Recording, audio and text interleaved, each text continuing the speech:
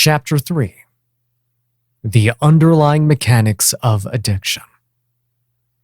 The journey from alcoholic to alchemist is one of insight and understanding. We have to challenge the old doctrines in order to evolve our understanding of the fundamental mechanisms that underlie addiction. I get extremely angry when I see addiction defined in the following ways. Addiction is slavery. Addiction is a state in which one is powerless and out of control. Language and thought are inextricably linked. Internalized vocabulary converts to linguistically structured thought, and thought is the software that programs our minds. In the words of George Orwell, if thought corrupts language, language can also corrupt thought. Alcoholism is a malfunction of the mind, and the mind is composed of thoughts. Since most of our thoughts result from internalized language, then it is imperative that we use language effectively. Deficient language is transposed into corrosive inner dialogue, which is the basis of negative programming.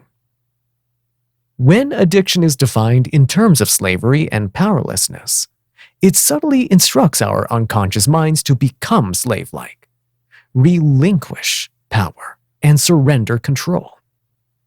Addiction feeds on this kind of negative labeling. Addiction isn't a process whereby a person cannot stop taking a substance. It is the person's belief that they cannot stop that is the problem. The locus of the problem is in the mind, not in the substance. Our unconscious mind is akin to a faithful servant. We place an order, and it responds without question. It doesn't determine whether our request will enhance or inhibit our lives. It has no analytical function whatsoever. It simply internalizes the words we impress upon it and responds accordingly. Thus, negative language gives rise to negative thought, which initiates life-denying action. As our thought processes directly influence our body's chemistry, and subsequently, our body's chemistry determines both our health and our behavior. Mastery of language is a key variable in the art of radical transformation. We can reprogram our minds and radically change our thought processes by using language effectively. And since we are in the process of becoming what is prominent in our mind, we need to honor the power of the spoken word. As a man thinketh in his heart, so is he. Proverbs chapter 23, verse 7. The power of language is further compounded when we realize its influence on belief. Most beliefs stem from adhering to ideas that have entered our minds in the form of language. And beliefs are powerful. They shape our lives. Whatever we believe in wholeheartedly will come to pass. Whatever we hold prominent in our mind will actualize. This law has been known since time immemorial. Believe in failure and poverty and experience it. Believe in success and abundance and manifest it. Believe you are an alcoholic and severely restrict your potential. Belief is the midwife of actuality. So cultivating our minds through supportive and nurturing language is essential for success and well-being. There is a law in psychology that says if you form a picture in your mind of what you would like to be, and you keep and hold that picture there long enough, you will soon become exactly what you have been thinking. William James, 1842 to 1910. This insight also applies in reverse.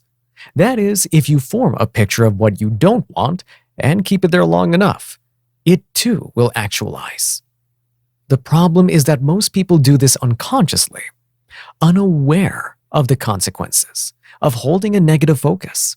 They concentrate on the things they don't want in life and inadvertently birth them into existence.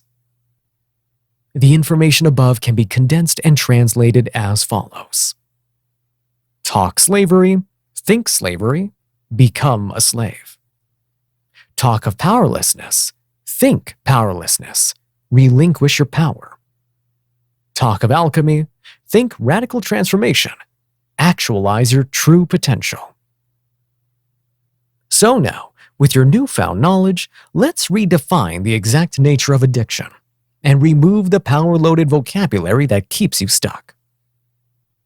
Addiction isn't something we've been afflicted with. It is not something that has been unwittingly thrust upon us. It is not a process by which we are enslaved to a substance. It is not an illness. It's not a state of powerlessness. It is a habit. By definition, rather than being something we are powerless over, a habit is something we have formulated, something we have taught ourselves to do. If we have taught ourselves to do it, then unequivocally, we have the power to change it. A habit is something we have taught ourselves to do. If we have taught ourselves to do something, then unequivocally, we have the power to change it. Earlier on, I posed the question, how can we disarm an adversary we cannot see? This question is indicative of the reason why many people mistakenly believe they are powerless over alcohol. The mental software that propels our addictive actions operates from beyond the conscious threshold. Mental strategies that are so deeply ingrained that they no longer require mental deliberation or conscious control. The absence of conscious control creates the illusion that something or someone other than ourselves is responsible for our actions. They happen despite our willpower to oppose them. But willpower is no match for the power of our unconscious mind. The strategies etched into our unconscious are rigidly ingrained after years of use. So they will always override our conscious intent. But we must remember that as we were responsible for programming our unconscious mind in the first place, we can reprogram it. Rather than being at the mercy of some mysterious disease, illness, or personality defect, we have fallen victim to our own negative self-talk. Through ineffective language, we have programmed our unconscious mind to execute strategies that drive us to drink.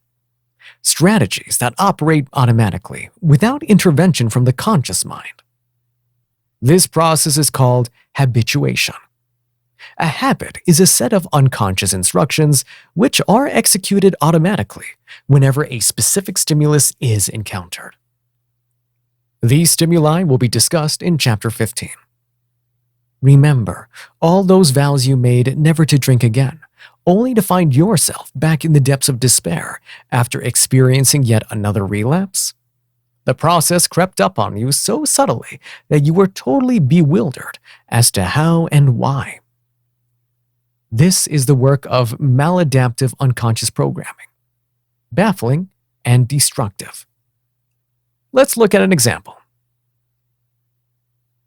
Example. On his last bender, Jeff, who was usually a placid person, went into work and physically abused his boss. He was immediately dismissed. 2 days later, full of remorse, he returned home to face his wife and children. After seeing the deep sadness and fear in their eyes, he made a solemn vow never to drink again. The following day, when the anesthetic effects of alcohol had worn off, his guilt accentuated to such an extent that he couldn't bear it any longer. The next half hour was a whirl of confusion, his mind blitzed by persecutory thoughts. To his utter despair, he found himself in an alley, knocking back half a bottle of vodka. When faced with intense guilt, a sobriety saboteur, Jeff needed a means of escape. Although he vowed in all earnestness never to drink again, and although he loved his family clearly, his mind reverted to an escape strategy that had been firmly impressed upon it over many years. Jeff's conscious willpower, his vow not to drink, was no match for the power of his unconscious programming. So he relapsed. But do not despair. Do not be duped into thinking you are powerless to prevent relapse. The underlying strategies that drive you to drink are still under your jurisdiction. Don't forget, you devised them in the first place. These mental processes were originally installed by you with a positive intention. They serve to enhance amiability and sociability, instill confidence, aid relaxation, and relieve stress, seducing you into progressively consuming more alcohol. But once you crossed that invisible line, the abreactive threshold, see the next chapter, these strategies became destructive and life-denying. Having such a large investment in escapism, however, you have never reviewed and revised them. But now that time has arrived. To change these negative strategies, you need to heighten your awareness and identify the triggers. Consciously change your response, and consequently, begin to reprogram your unconscious mind.